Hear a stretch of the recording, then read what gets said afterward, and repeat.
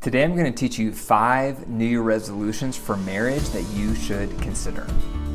Welcome to the Dr. Wyatt Show podcast, where developing a long-lasting, happy relationship is the status symbol to achieve, and following my tools is a path to help get you there. I'm your host, Dr. Wyatt Fisher, a licensed psychologist specializing in couples counseling. Be sure to click the link in my description for my 3 free resources. Okay, so today I'm going to talk about 5 New Year resolutions for marriage. Do you have a New Year resolution? Most people do, and most people don't follow through.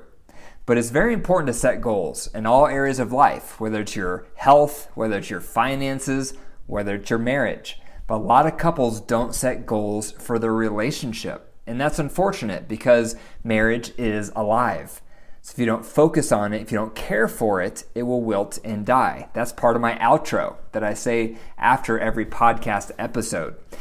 So I'm going to go through 5 New Year resolutions for you to consider for your marriage. The first one is work through your resentments. I've said it before and I'll say it again. Long-term committed relationships almost always have resentments because you have 2 imperfect people rubbing shoulders day in and day out. So needs are not going to be met perfectly. Feelings are going to get hurt. People are going to get offended. They're going to feel disrespected. And when that happens, people either blow up or they bottle up. And neither is healthy. And so often we get stuck with these resentments that we feel in our relationship. And when you have active resentments, nothing else goes well. It creates a clog in the pipes of your relationship. Think about your toilet. When your toilet gets clogged, not only is it disgusting, but the water won't flow. So you have to get out the plunger, unclog the clog, whatever's blocking the flow of water, and then the water can start flowing through the toilet again. Marriage is like that. Marriage is not a toilet. That's not what I'm trying to say. But what I am saying is that love is like water. And when you have a block in that water, the love cannot flow. And that block is resentments. That's why all couples I see in my practice, we always begin with resentments. I have them make a list when I first see them in the first session of their top resentments. And then we work through one resentment at a time with the Reunite tool to help them learn the Reunite tool while they're working through their resentments. I start there every time because I've learned again and again that nothing else goes well until you resolve resentments. How many resentments do you have in your heart toward your partner? Some common categories might be finances, intimacy, emotional closeness, conflict resolution style, uneven workload, in-laws, parenting. The list goes on and on. And the main thing is that you are spending time working through those resentments with your partner. That's why I created the Reunite tool. Google Reunite tool. You'll see the article pop up. I just revised it a few days ago, so if you've seen it before, make sure you look at the article again for the new and improved Reunite tool. Basically, I added to the tool all the things I would tell couples in session. Now it's in the tool. So that tool is designed to help you and your partner work through your resentments. If you find that you can't work through your resentments with the Reunite tool on your own, go to my website, drwyattfisher.com, click on coaching, and you can get a session with one of my coaches to help you. But that's where I would begin. For your New Year resolution for your marriage, start by resolving your resentments. Talk to your partner about what resentments you have, what resentments they have, and then be intentional this year to work through those. The second goal for your New Year resolution is increase your emotional intimacy. You can't do that unless you first work through your resentments. You can't feel emotionally close with someone you have resentment towards. That's why resentments come first. But once you've tackled those resentments, now it's time to cultivate your emotional intimacy. And I recommend the head-heart check for this. The head-heart check is where you get in a rhythm more days than not, where you ask your partner, what's been on your head and heart? Now, before you ask that question, make sure you know what's been on your head and heart. And that just takes a few moments. Some of us aren't very good with knowing off the top of our head what we've been feeling throughout the day. I have to work at this. Before my wife and I do our head and heart, I have to think for a few moments, what have I been feeling throughout the day? Was I mad? Was I sad? Was I glad? Was I fearful? and why.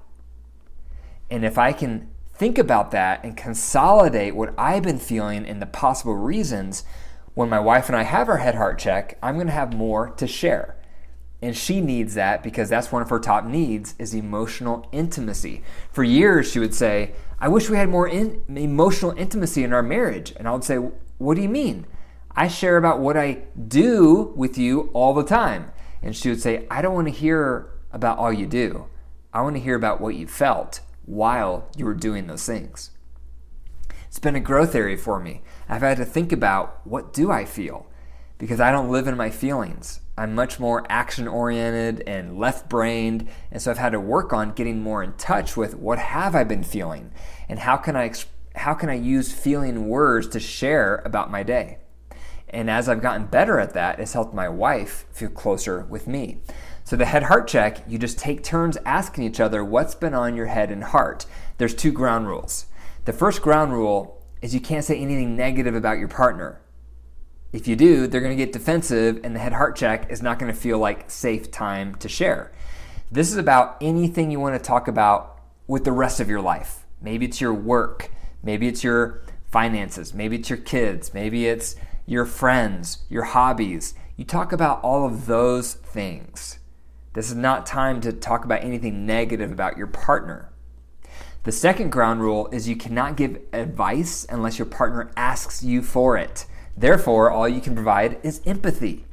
Some common empathy statements to master are, that sucks, or no wonder you feel like that, or it makes sense you would feel X because of Y. When you empathize, that creates safety for your partner to feel supported, and it conveys to them that it's safe to share, so they're going to open up more. So that's the head heart check. That's the primary way I encourage couples to cultivate emotional intimacy. All of us are changing. Every day we have new things that are making us feel different things. And unless you have a method to stay updated with your partner, you're going to get outdated. So the head heart check is a great way to stay updated, and that should be a New Year resolution for your marriage moving forward. Are you enjoying the episode today, but you want to go deeper? If so, consider joining my membership, Matrimony. Matrimony provides 4 things. First, you'll gain access to me once a week for live Q&A to get all your questions answered. 2, you'll gain access to my best resources to start building your relationship. 3rd, you'll gain access to my private community of other couples. And 4th, you'll gain access to my deep dive, where once a week I go into deeper detail on the podcast for the week. To learn more, click the link in the description. The 3rd New Year resolution for marriage to consider is increase your constructive feedback. That may sound like a strange one. Why would you want to increase constructive feedback? The reason is because you probably bottle it up, because you don't want to start a fight. You don't want your partner to get defensive. But then what happens? You have these negative feelings inside of you that go unaddressed. And that then eventually makes you passive aggressive, or makes you antagonistic, or maybe you get contemptuous, or it builds up and then you blow up and have a big fight. And so for that to not occur, for that to not turn into resentment, you need to increase how frequently you share constructive feedback. Things that bother you, things that hurt your feelings, things that rub you the wrong way. And I recommend the bullseye question for this. And the bullseye question is where once a day, or at least more days than not, you ask your partner, what's one thing I did right today? And what's one thing I could have done better? This is important for several reasons. First of all, it's going to increase praise in your relationship, and all of us could use more praise. Second of all, it's going to give your partner permission to share constructive feedback. And there's one ground rule. All you're allowed to say in response, once you get that feedback, all you can say back is, thank you for the feedback. Then you're going to take that feedback with you, mold it over for a few days, and sift through it and think about what's the kernel of truth in this feedback. What's the piece of this that I know I'm guilty of? What's the part that I could improve in? That's what you're thinking about. And because you're in control of that, no one's telling you what to do, no one's telling you how to change. Because of that, your defense walls stay low and your internal motivation to do something about it stays high. And that's what we want. So again, this is more days than not. You ask your partner, what's one thing I did right today, and what's one thing I could have done better? And the ground rule is all you can say back is, thank you for the feedback. Then you mull over that feedback and look for the kernel of truth that you want to improve in. By the way, this is a great tool to do right after your head-heart check. It's complementary. Because in the head-heart check, you can't share anything negative about your partner. That's why you do the bullseye question right afterwards. The third New Year resolution for marriage to consider is increase your fun together. How much fun do you and your partner have together? I recommend couples having 2 mini dates a week. That may not be realistic for where you are in your relationship right now. Maybe you're too busy, things are too crazy. But I can guarantee you, the more you have mini dates, the better your relationship is going to get. Carve out time.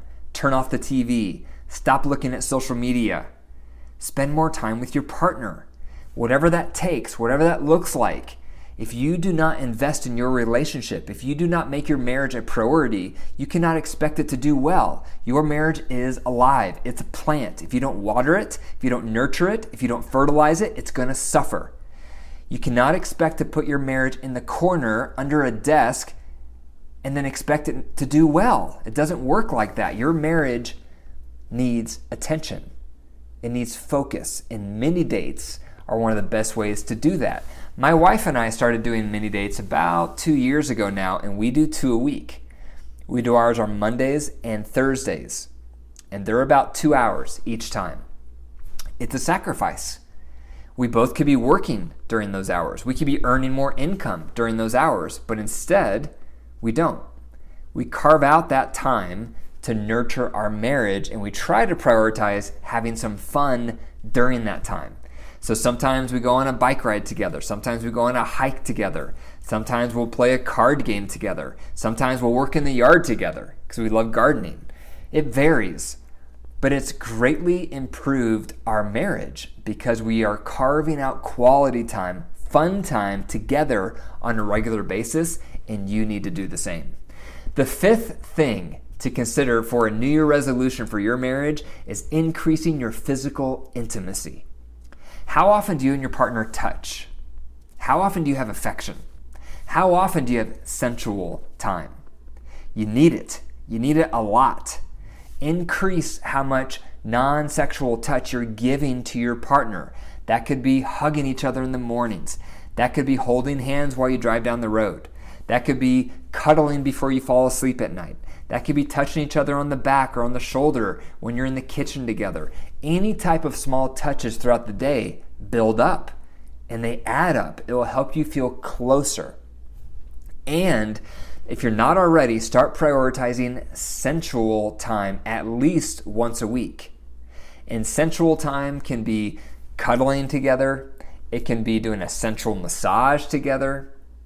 And when you enter into that realm, it's sacred territory. It's romantic. You can set the scene, set the lights, set the music, enjoy each other, relax physically in each other's presence. And then some nights that may lead to more, some nights it may not lead to more, but at least you're prioritizing sensual time. You're creating the atmosphere to feel connected physically, which is often needed as a bridge to perhaps something further happening afterwards.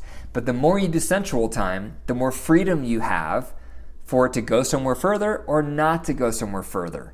So sensual time is something a lot of couples neglect. They don't prioritize it, but it's needed to feel close with your partner. So those are 5 New Year resolutions for marriage to consider. Number 1, work through your resentments. Number 2, increase your emotional intimacy. Number 3, increase your constructive feedback. Number 4, increase your fun together. And number 5, increase your physical intimacy. Be sure to share this video with one person, and thank you for listening to the Dr. Wyatt Show podcast. For more resources, click the links in the description. And remember, your marriage is alive. If you care for it and nurture it, it will grow. But if you deprive it and neglect it, it will wilt and die. The choice is up to you. Take care.